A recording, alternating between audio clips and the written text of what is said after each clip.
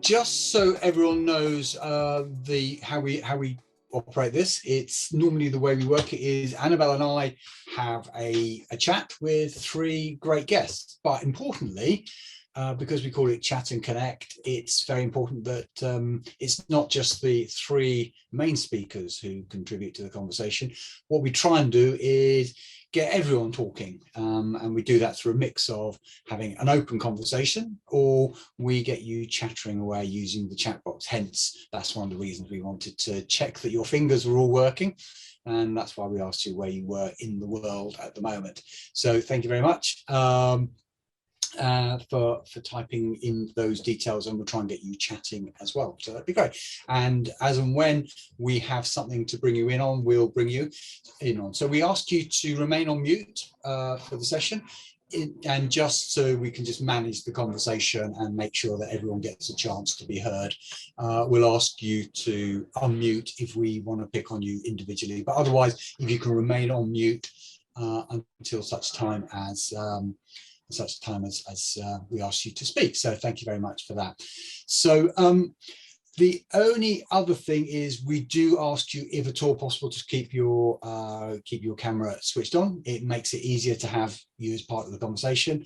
There may be reasons why, say, Samantha has muted her camera at the moment, but we'll keep reminding you to keep your camera switched on. It just makes it easier for everyone to have a conversation if we can see everyone along the way. So thanks very much for those who muted.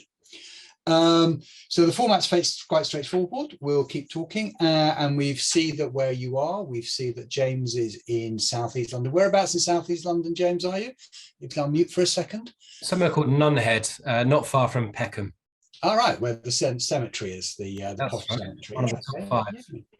Yeah, not far from Peckham or Dulwich, if you want to be posh, I guess. So that's great. Depends who I'm speaking with. Yes, and Melissa, whereabouts in West London are you? I'm in Hammersmith. Nothing exciting about Hammersmith. Oh, it's very exciting.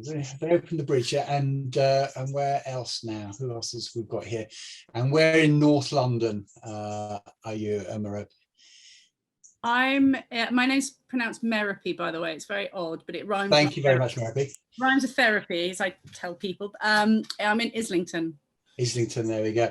And the Essex Road, which I found out was called Lower Street. You might have heard of Upper Street in Islington. Apparently, yeah. Essex Road used to be called Lower Street, but it got changed to Essex, so I was much happier about that. Okay. and Nick, whereabouts in Lanarkshire are you? I'm in Coatbridge. Oh, okay. Just outside Glasgow.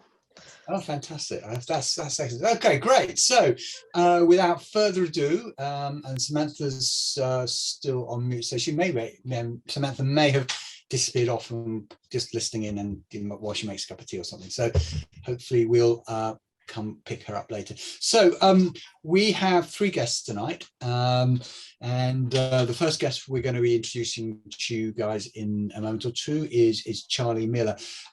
Charlie had started his career 20 odd years as a journalist, flying around the world with Reuters. I'd love to see how many air miles you accumulated doing that, Charlie. Probably more than you care to remember, before coming over to the dark side and working in PR and comms. And latterly, you did 20 or so years at Boeing, where over time you built up a team of around about 60 people doing comms and PR around the world for obviously one of the world's biggest aviation businesses. More latterly, Charlie has been working for the last couple of years with Tantalus Consulting, an organisation I know quite well, and has been, and Tantalus Consulting do a number of things, but one of the things they do, and Charlie's had involved in, is working with comms teams in large organizations, some of the biggest in the world, on developing competencies and training, so the upskilling the comms team and providing career paths so that people in large organizations around the world have a career path in comms and the team can grow. So that's one of the things that, and Charlie's going to be talking to us about competency and developing comms teams, and hopefully sharing some of his experiences at Boeing as well along the way. Charlie, have you found the transition from working in a large corporate like Boeing to the world of consulting? That must have been quite a big development switch for you. A major shift, yeah. It was wonderful going from working 24/7 to working the times that I want to work, by and large, not all, and going from that 24/7 operation to a part-time consultancy has been very therapeutic. And I've also thoroughly enjoyed working with groups of people that really want to learn. And it's been a fantastic journey. So I'm really enjoying it. Yeah, it's good fun. Oh, great! So look, that's brilliant. And over to you, Annabelle. Yep, our second guest tonight is Richard Baines from the Amber Group. Some of you might have already worked with them, engaged them in your creative consultancy. Formed that in 2003, but came from the dark side. He actually worked in PR himself for 15 years as a comms consultant, working for fast-growing brands in corporate technology and B2B, so has real grassroots understanding of the world that agency leaders work in. He's a fellow of the other trade body for comms, we won't mention them, but he's a certified coach, facilitator, and an accredited insights discovery practitioner. And again, some of you might be familiar with that route. Really interesting work. I actually was trained by Richard many moons ago on presentations, so any blips or slip-ups tonight, let's blame Richard. But really looking forward to chatting to you tonight, Richard. Can you tell us why you made that leap and what was your thinking going from PR into the training side? Sure, yes. I mean, why did I do it? Probably just developing a passion for it, really. As I became more senior in the agencies I worked in, I developed more and more of a co-responsibility for running our training and coaching internally within the agency, and also experience of training clients, so media training, presentation skills training and such like. So it really just sort of lit that passion, as it were, and I went off to retrain while I was still working within the agencies, with their blessing, to go and do my CIPD and discovery sessions, as you were just mentioning. So I was able to retrain, but bring that value back into the agency. And then over time realized this is what I'd love to do, and looked at starting a business providing those services initially just back into agencies. But now our portfolio is almost a 50-50 mix. So lots and lots of creative service firms, but also a lot of corporates of all different shapes and sizes, really, but providing quite a wide portfolio of training services, some of which I'm sure we'll talk about shortly. But yeah, great. That's how I made my transition. Yeah, I'm going to be asking about trends that you've seen and how people are now procuring L&D in the new world we find ourselves in. So yeah, I think you're going to be spot on for having seen those trends and how people are buying your services. Great. Back to Liam and Sara to introduce. And now, you mentioned that we're not mentioning another trade body, but Sara's, we're very lucky because Sara is on the committee of the CIPR's Inside Group. Oh, which is, so there we go, I mentioned it. There we go. You can't not mention it. But Sara works for one of the leading recruitment firms in comms, VMA Group, and her chief executive describes it as the very best recruiter in the internal comm space. I don't know if he's shared that with you, Sara, but I think you should mention it in your next performance review, that he's running around telling everyone how wonderful you are, and that maybe it's time to bump up your base salary, I think so. Sara has been at VMA for quite a few years, and probably there's not that many people in the internal comm space who haven't at some stage or another picked her brains around what's happening in internal comms and engagement, and you're must be seeing an awful lot of change happening in the market at the moment. Are you seeing more sophistication in the types of things that employers are looking for in employee engagement practitioners? Yes, definitely. There's absolutely been a shift, I think, I want to say post-pandemic. I know it's not post-pandemic, but since that time, I think, and obviously I will talk about this, but internal comms is being seen as much more of a strategic, trusted advisor function than ever. And there's a move away from, just the reactivity and the churn to really thinking about planning and strategy behind that, which is a really positive shift to see, actually. Oh, great. Well, I'm looking forward to picking your brains a bit more about that in a minute or two. So those are your panelists for this evening. and hopefully we'll all have a conversation flowing as we go. I've had a message from Samantha who said that she is enjoying the conversation, but she's traveling with the dodgy internet, it's chipping in and out. So hopefully she'll be able to find the odd moment to type a comment in as we go. But so let me then turn to Charlie. Charlie, you work quite a lot in the area of competencies. Before we go too far down the road, can you just help us out and just offer us a little bit of guidance about what we mean by competencies? Because I know it's one of those phrases that people can use differently. So when you talk about competencies, what do you actually mean? Yeah, what we mean, it's a fairly broad definition. It encompasses behaviors, experiences, expertise, and skills. Probably those 4 key points.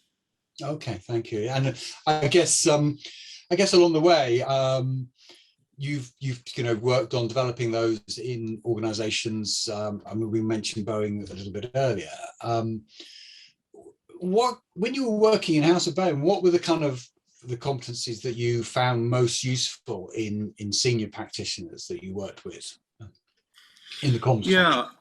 Yeah, it's very interesting when you get a group of senior leaders in the function together to discuss competencies and the competencies that are required to do the job.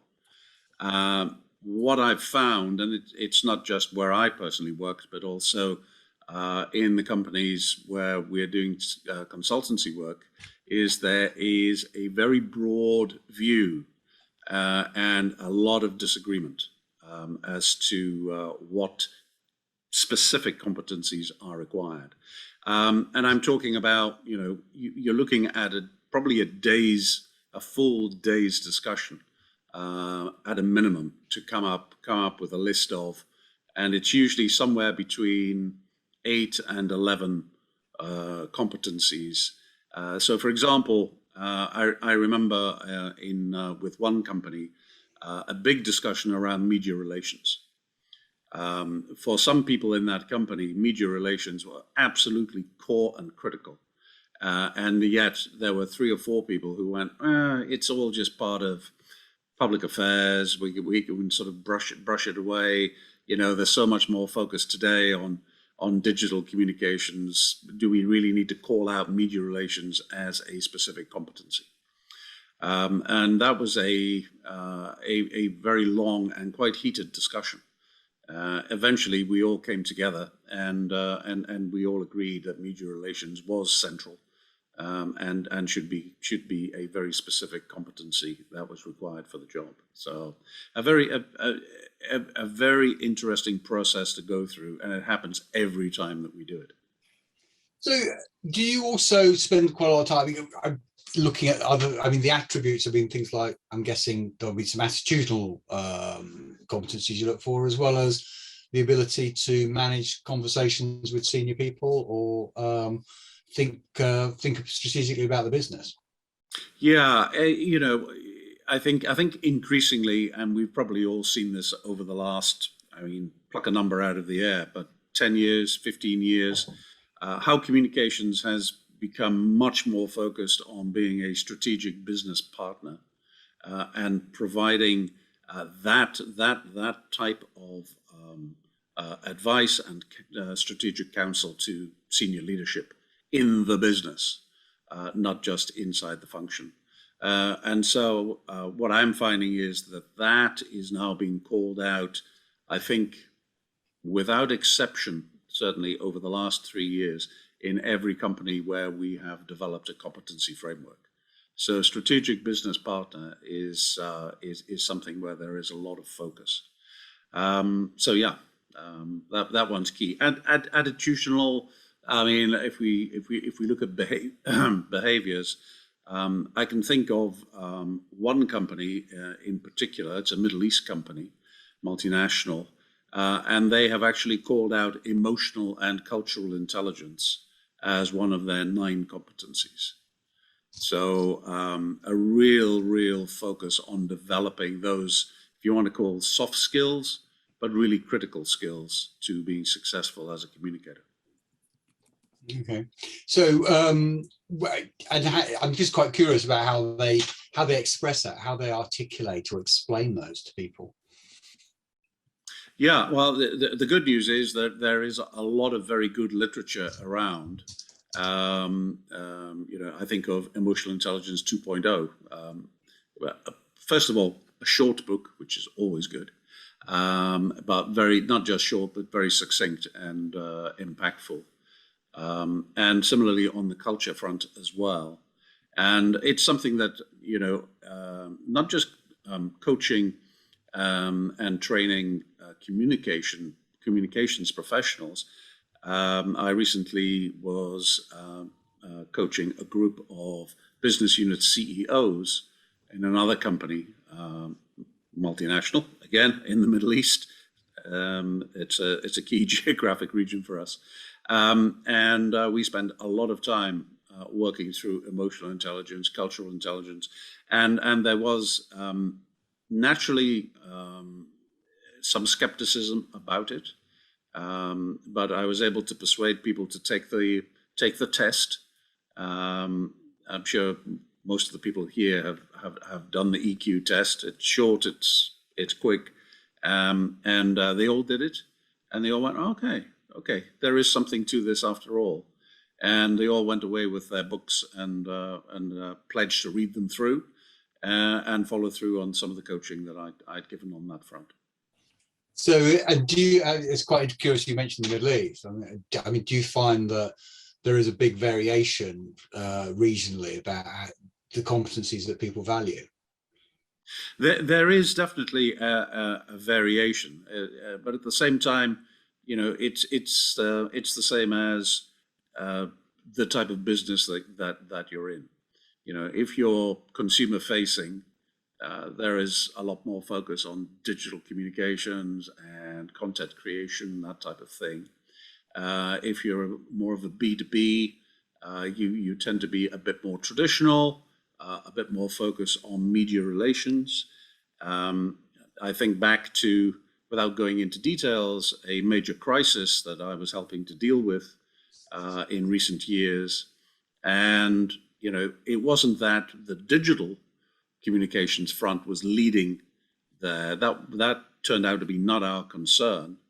The news, which was obviously followed up and amplified by digital, but that was led by 3 to 4 organizations.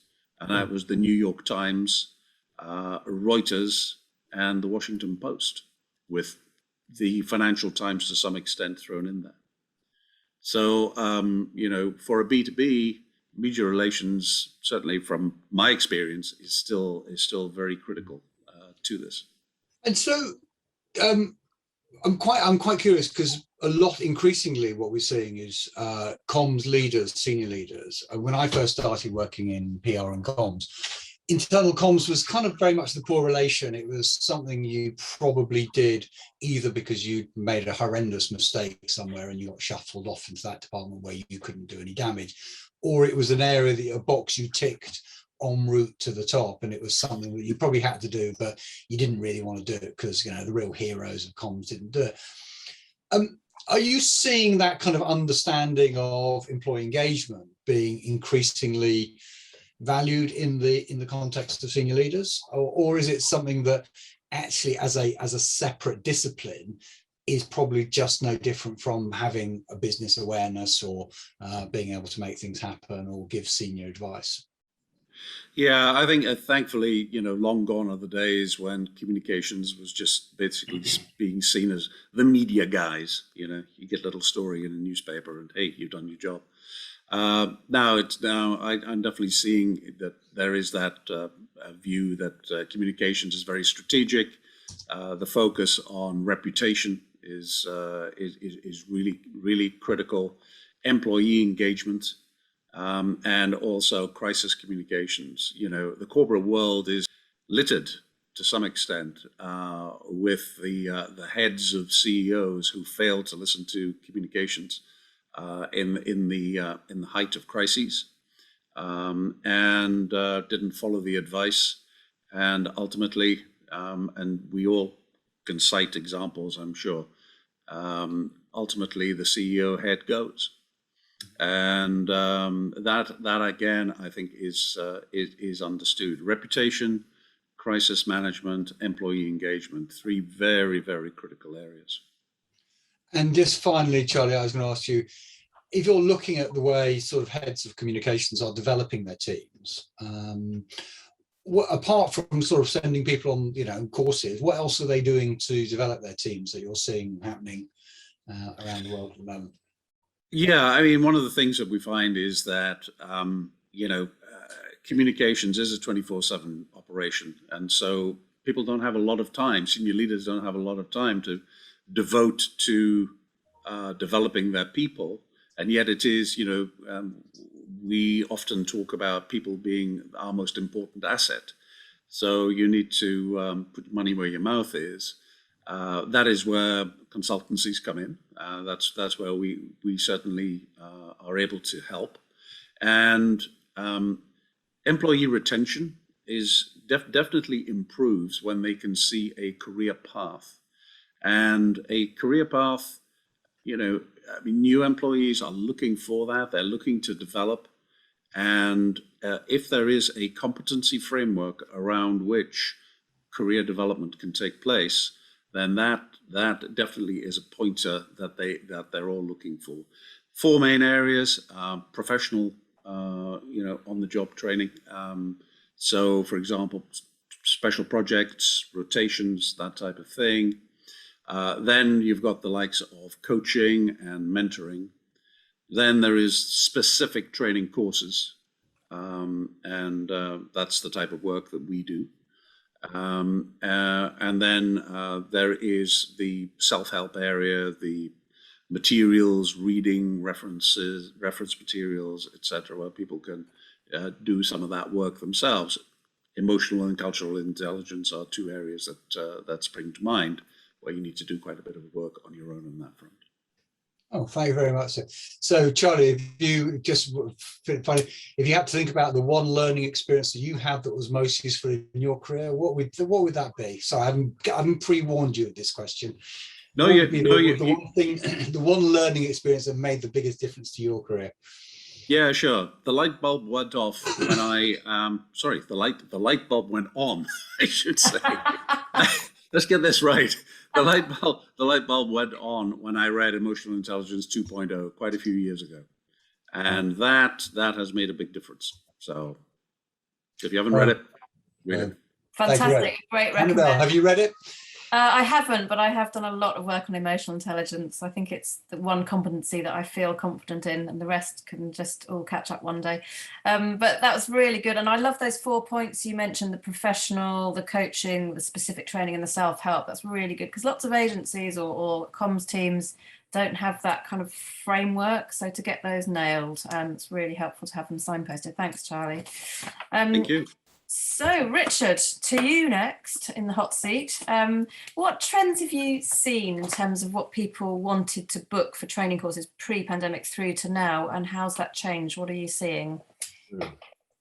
We've seen quite a few trends. I mean, initially, as the pandemic hit, lots of training just disappeared altogether, as you can imagine. And then gradually there was a realization that this would go on for some time, and the equal realization that we can pick up on this stuff and do it remotely, just as we're doing now, and we can do it quite well as well. And that sort of kick-started this revolution, if you like, for different ways of learning and interacting, and at the same time creating opportunities for people to get together and teams to get together, particularly when they're not actually in the office. So we've definitely seen a shift there. In terms of areas that have come up, really building on one of Charlie's points there around this idea of emotional intelligence. We do a lot of work, and have been doing a lot of work around this idea of personal effectiveness, and helping teams, leaders, managers to understand how to connect with, engage, manage, motivate, and influence their team members and other stakeholders as well effectively. And how they do that, particularly in a remote environment at the moment, obviously is very, very topical.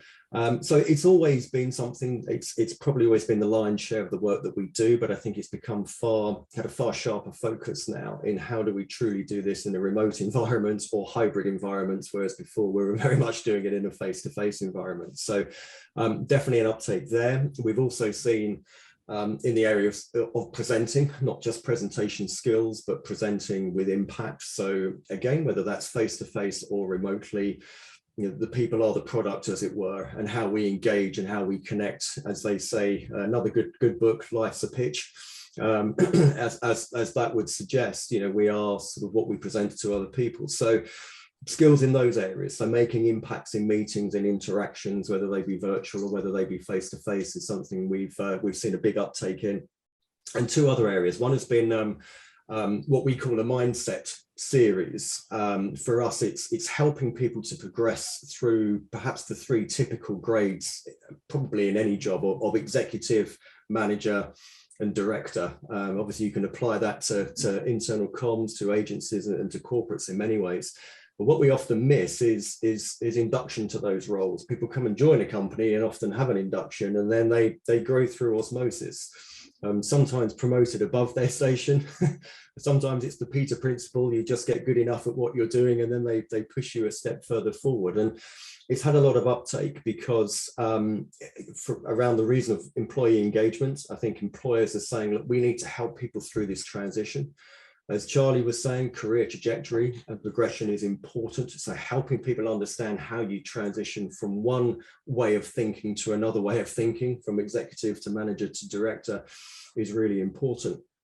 And also employees like the fact that this is training deliberately designed to help them on their career journey, whereas other training and development sometimes is very specific around a particular skill, if you like, or a particular competence. And that's obviously very important, but these sessions are truly about career development and how you act and behave and think differently from one role to the next.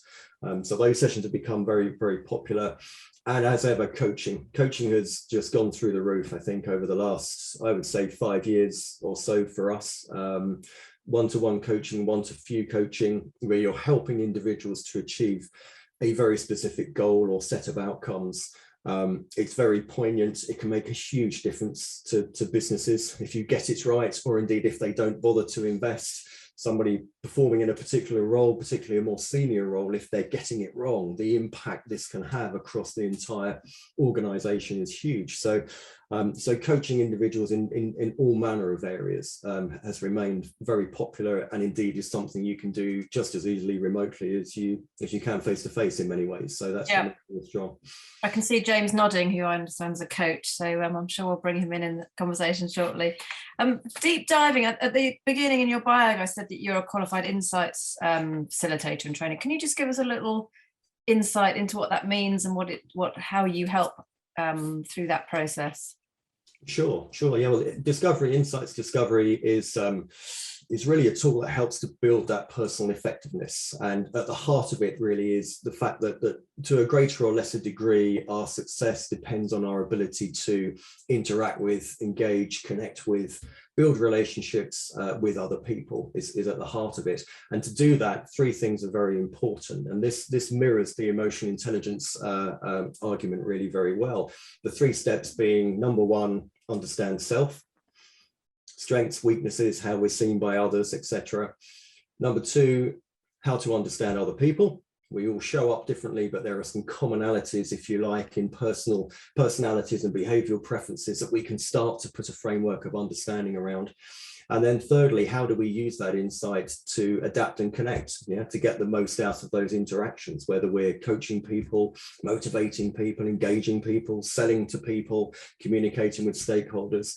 We can do it better if we understand ourselves and we understand the other party far better. So that's the essence of it. And the tool itself is built around the language of color, as many of these things are. There are lots of tools out there that do this. But color is very, very practical, very memorable, and very impactful. So this particular tool uses the language of fiery red, sunshine yellow, earth green, and cool blue. For terminology language that's used quite a lot across the spectrum, but we have our sort of assertive, bold and challenging fiery red energy. We have our sort of cheerful, passionate, uplifting sunshine yellow energy, our earth green energy, where the superpower is great listening, a real moral compass, high values, and then our cool blue energy steeped in knowledge, analytical, great questioning skills and such like. And we all have all four of these energies within us, but they settle in a particular order and quantity. And that dictates who we are, or certainly where we start from. And what discovery does is helps us to understand that particular balance and order, but also how do we engage those energies that perhaps aren't prevalent within us when we need to? How do we use those? But also how do we stop the ones that are really prevalent from overplaying and turning into weaknesses? So too much of any particular personality type or behavioral preference can sometimes start to work against us. So that's the essence of it, and links incredibly well to the fundamentals of emotional intelligence and how we engage and connect with other people, and all the way through to employee engagement and indeed loyalty, advocacy and such like, and indeed leadership. You know, this idea of near-side leadership being so important now. It's critical. You know, they say people don't leave the company, they leave their manager. So it's probably true now more than ever, I would say. So it's really important.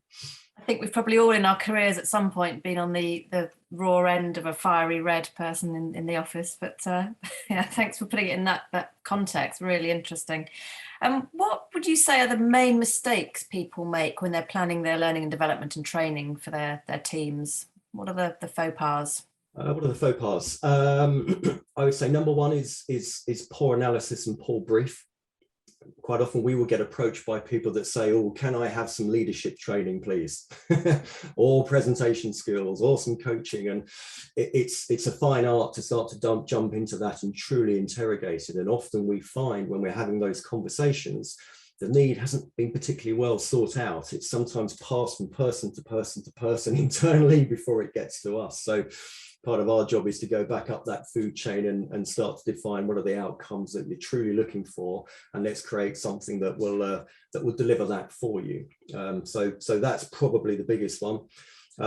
Probably the second one that we see is businesses trying to cram everybody onto a course. We're running this course, we've bought it, we're paying for it, and probably if they're putting 15 people on, it's ideal for 5. Another 5 couldn't care less, and the other 5 in the middle are there to be persuaded. Now, we don't mind that kind of challenge, but it's just not the best use of funds, and it doesn't really deliver the outcome. We'd say do something for the first 5, something that's better for the second 5 and more suited for the last 5. So that can be a real problem. And I think the final one is just failing to evaluate the investment. You know, companies put a lot of money into training and coaching and people development. And I think a lot of it is, or too much of it, I should say, is still wasted and needlessly, really, because it's not necessarily evaluated. It's done, it's delivered, and we move on to the next thing because we work in such a fast-paced world. And some businesses are very good at it, but a lot don't seem to do it very well at all. And therefore, you know, you get the phone call next time, and the first question we ask is, oh, yeah, what happened as a result? You know, what was good and what could we do differently next time? And we're met with silence from people that think, well, you know, I should have asked those questions, but I haven't. So maybe we go back and evaluate at that point. But that would be my third one, I think. Okay, so that's really helpful. So wrong brief, crowding too many people into the room, and lack of evaluation. So we can flip all of those clearly to ensure there's a good brief, that the right number of people are in the room, and that there is evaluation. Anything else you would add to that finally in terms of making the most of training that you've booked and gone ahead with? What's your final piece of advice? Yeah, so as you say, it's flipping those on their heads a little bit. I think the final one I'd perhaps add in is getting the format right for the particular people or individual, their situation and the outcome that you're looking for. Training is so diverse now. There are so many different ways of doing it that sometimes the opportunity is missed to match the right thing. Sometimes people are sent en masse to an off-the-shelf course, which may be perfect, but often isn't. Whereas a different sort of format, allowing people to hear some content, some ideas, to think about that, to put it to the test, to apply it, but also interrogate it and say, well, this applies to my role, but what about when I'm faced with this? And to have the opportunity to delve into that. People don't always get when they're attending perhaps some of those off-the-shelf sessions. And that's where the true value is, to be able to talk through that with people that have perhaps been there and not necessarily done it, but experienced the same environment, some of the same challenges, and can coax out some of the thoughts and ideas, even from other people in that room. It's not always the trainer or coach that has the answers by any means. And I think that's where people get true value. So I would add that in as a number 4. Okay. I absolutely resonate with that. Often the best solutions come from the people themselves. It's just that you've got to create the right space for that to emerge as the solution. So yeah, wise words. Absolutely. Great stuff. So we've heard now from, thank you, Richard. We've heard now from Richard and Charlie, and busily in the way I've seen Liam putting lots of questions in there. Do take a chance to pick out 1 or 2 of those if you'd like to put some answers in there yourselves, if you haven't already. And if there's any questions coming up, please do raise a hand. We'd love to involve you. And I'm going to hand back to Liam now to pick up with Sara. Yeah, and thank you very much, Richard. I thought that one of my heroes of communications is a chap called Bill Quirk, who I heard him famously say, you can't take someone else's prescription. And that was his observation about a lot of training programs, is there's this prescriptive idea that you do it like this is the right way to do it, and then lo and behold, you go back to your workplace, you try and apply that prescription, you discover it's a miserable failure. And a large part, I think, of the coaching model is about getting you to ask those questions of yourself, saying, well, what can I learn from this situation? How do I apply it? How do I test it? And I think that's kind of really key, isn't it? And really good development interventions have a large coaching component, don't they? Where it's not just about telling you what good practice is, but also getting you to explore it. So, just to add into that, I know we're short of time, but one quote I really like is that when we tell people things, it shuts the brain down. When we ask them questions, it activates the brain. And I think that speaks very much to that concept. So and well, in that case, let me then ask a question to Sara, and which is probably not a learning question. It's going to share with us, Sara, what do you see as the kind of the state of the employment market at the moment? Because I'm going to segue back to the development question, but what do you see as the state of the marketplace at the moment? Yeah, I mean, if I'm honest, the market is very buoyant at the moment, which is great to see. So we did some comparative sort of data research quite recently and figured out we're just as busy as we were this time in 2019 before everything happened. With COVID, we're actually a bit busier in terms of job flow. Just to give you an idea, for example, our internal comms team, we're working on 22 live jobs just at the moment across sort of all levels, all different types of sectors. So again, this is very positive and very different, I'll say, from last year, where everything understandably, went on hold, and some comms professionals were just put in very difficult situations, being made redundant, contracts coming short. It's just a very different story now, which is great. So we're seeing more comms functions really investing in internal comms and employee engagement and change comms specifically. I think, recognizing the brilliant work that was done during the pandemic by these professionals. And it seems to be very much the top of communications directors' agendas as well, that internal comms piece. And I think, with the back to office work agenda and other key initiatives that are going on for internal communicators, it's very much prevalent in that conversation.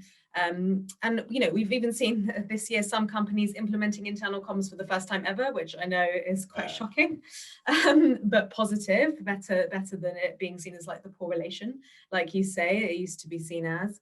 And, just some organizations expanding their internal comms teams, be it with, permanent or contract hires. And I'd say, in terms of the types of roles that we're seeing as well, there's been a real uptake in sort of digital channels, content focused positions. And I think, obviously during the kind of crisis, there was so much communications and that constant churn and that need for content. So yeah, we've had a lot of employers looking in that space, as well as, obviously digital channels have become a key sort of communication channel with so many people working from home, more so than ever. So having that kind of skill set is great. We've also seen as well, I would say, a shift, as I mentioned before, kind of towards strategic hiring as well, and more of those sort of senior positions. I think businesses are really thinking about their vision and values more than ever, just because when people want to work for somewhere, that's really kind of top of their agenda as well now. What are the business's vision and values? And obviously internal comms has a key part to play in that. So businesses are looking for sort of good communications planners, good thinkers, alongside, you know, the content delivery and the channels delivery side of things. So yeah, a very positive place, I would say, the market at the moment. Okay, and that's really interesting. So obviously there's kind of this range of technical skills that Yes. people, but and you touched on it there, the qualities of some of the more senior hires they're looking for. Yeah. I mean, what are the sort of the qualities that, you know, are in demand at the moment in those more senior roles? Yeah, it's a good question. And it kind of echoes what Charlie and Richard were saying as well with the emotional intelligence piece. I think that's what I hear the most at that senior level, because, you know, at the senior level, most people can do the job, they've been doing the job, but it's having that emotional intelligence and that relationship building skill set. And, you know, I was on a call with a comms director this morning, and he's wanting to hire a head of internal comms, and he was just saying, I just need someone to be able to push back. That's, you know, it's that sort of skill set that they're looking for, just being able to say no when they need to say no, and really being seen as that trusted advisor and someone who can say no, obviously in an appropriate way. But I would say that's something that's really key. As well, you know, we hear a lot about business acumen at that senior level, you know, being able to speak the language of the business and thinking about return on investment as well, I think is key, and something, again, that seems, you know, it's something that comes up a lot when hiring for those senior people. And I think, you know, having that broader picture vision as well, is because internal comms and external comms are aligning more now than ever, you know, what with employee advocacy, and I think content aligning so much internally, externally, like, you know, what you say to your employees will be out there. I think not thinking in silos and thinking just about internal communications, but thinking broader and thinking about that wider picture is very important as well. And that kind of sort of begs the question a little bit. I mean, that's what people are looking for. Yes. I'm quite curious about, in terms of what's available in the marketplace, what are the kind of the skills or the competencies which are in short supply? You know, if I could flog you my skills in a particular area, what's going to get me a really top gig right away, because there's a desperate shortage of them? Yeah, that's a good question. So I think internal comms people are very bright, capable people. They have a lot of skills. But the things that I hear, again, in my experience, is, you know, sometimes I hear that people are lacking those creative skills, and just being able to think a little bit outside of the box and coming up with creative and new ways, innovative ways to do things. You know, as I mentioned, you know, we're getting more of these channels roles, and actually we're seeing more external channels being implemented internally, like your Instagrams, your Pinterests. So, you know, having a passion for that sort of thing, I think, will get you a long way. There seems to be fewer and far in between with those types of people. Another thing that maybe is quite surprising, but again, something that I hear more about is those written skills.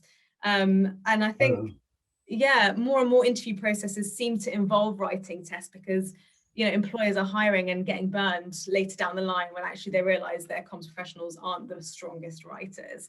So I think anything you can do, you know, to improve this, if it is an area of a struggle for you, can only be a good thing. As I mentioned, sort of business acumen, again, it's, you know, something that comes up a lot as a skills shortage, specifically at that senior level, and actually measurement as well. So it's something that, we're hearing more about, and I think it tends to be the case that, you know, comms people do measure what they're doing, but don't necessarily do anything with those results to make that positive change, and that can come across. So we hear about, you know, I'd like to see examples of, you know, where measurement succeeded and measurement tools that you're using. That seems to be a skill that's lacking as well. Okay, it's quite interesting. Years ago, I did a piece of research looking at competencies, and one of the interesting things that came out was writing was kind of relatively low down the list of things being wrote. And I remember writing a blog at the time, which kind of read that implied that the writing wasn't important. And I still get hate mail particularly from Americans saying, how dare you suggest that? Yeah. And then pointing out that the spelling mistakes in my blog, which was kind of, I was kind of asking for it really. There was no. One of the things I found very interesting, years ago, I used to run a training program called Black Belt, and very often we'd have people coming in from different organizations, and the more senior practitioners who came on that program, they were very interested in coaching skills. That was the thing. And quite a few of them actually left mainstream comms to go and settle or retrain as coaches or executive coach. Yeah. And, I mean, do you find that's in quite, increasingly in demand? That I mean, you mentioned before that comms directors are looking for people who can push back, and do you find that ability to coach is in demand, or indeed also in good supply? Yeah, I think it's absolutely in demand, and I think you're right. But I do think from what I've seen of senior people, they are good at it, and a lot of the senior candidates that I speak to have coaches and really work on that leadership skill set. So it's definitely something that's in demand, but I wouldn't necessarily say it's something that's lacking in the industry at the moment.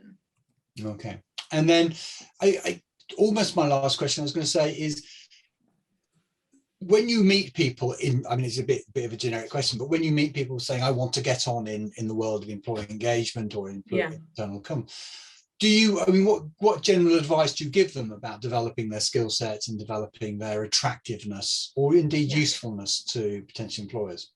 Sure.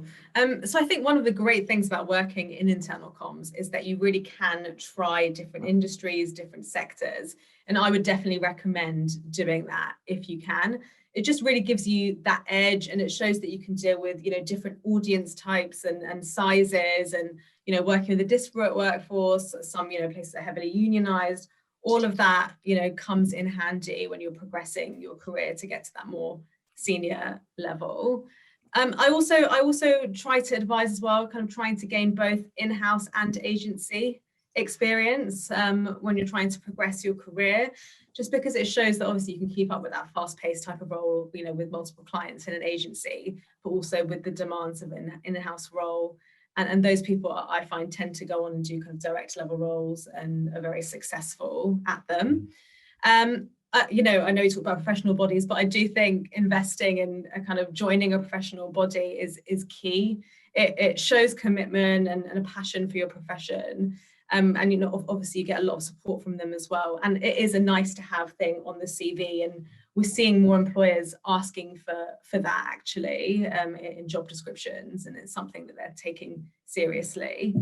And I would just say, in terms of making yourself more attractive, I know it sounds cheesy, but just really, if you are interviewing for jobs or, writing your CV, really bringing your personality into anything that you do. I just think it makes you memorable, and it's, I always say as well, when you're interviewing somewhere, you're interviewing them as much as they're interviewing you. So making sure you have that connection with someone. And then I just tend to find if you join that right organization, they really progress you well and look after your career. And just the final thing I would say as well, if you are staying in one company and you're kind of growing and learning there, just try not to stay in the same role for a long time. Try and do different things, even if it is including yourself in more sort of external comms projects, marketing projects, or progressing in that company. I think that would be really useful as well to make yourself more attractive to employers. Thank you very much, Sarah. That's superb. I thought it was quite some interesting takeouts there about developing yourself and making sure you're keeping moving and growing within the role that you're in at the moment. I thought that was super helpful. Annabelle. Yeah, and echoing that, I think that's really important advice to pass on and encourage your line managers to talk about to their reports as well, to inspire them. It's all about learning development. On that note, I'd love to bring in James, because I saw you nodding a lot around the coaching aspect. Would you like to share your views on what's come up for you during this session? Thank you. I was nodding. That was really inspiring, all of you. And I think one thing that's come up across all three is this idea of energies and the work of Tony Schwartz and the 4 quartiles of physical, emotional, technical, and spirit energy. And particularly hearing Richard talk about the transition from exec to manager to director. I think, you know, what I find with emerging leaders is the importance of letting go of that physical and technical energy demands and drawing more on our spirit energy.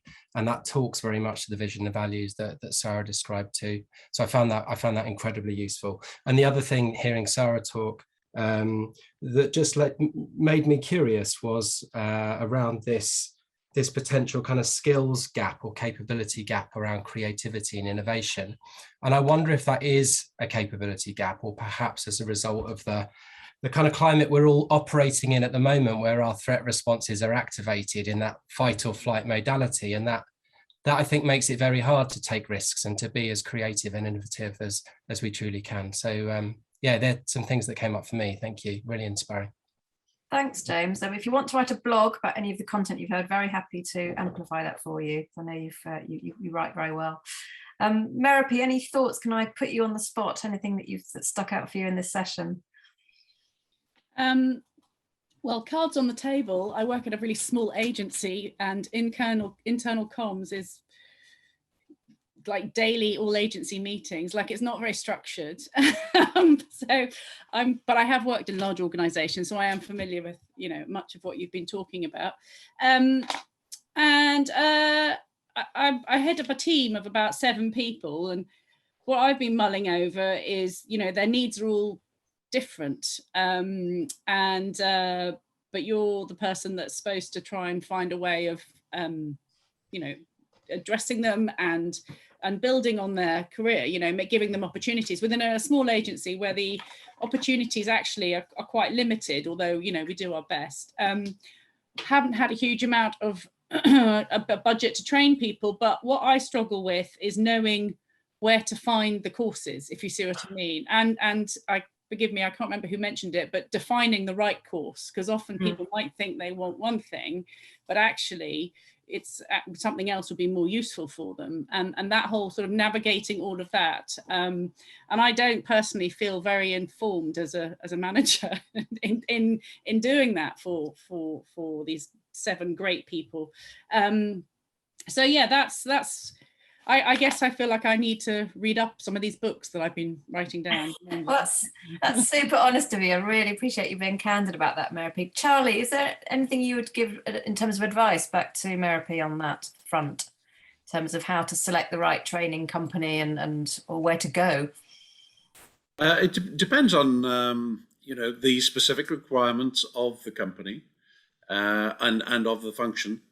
And also how deep you want to go. I mean, one of the points that came up is, you know, a lack of evaluation, for example.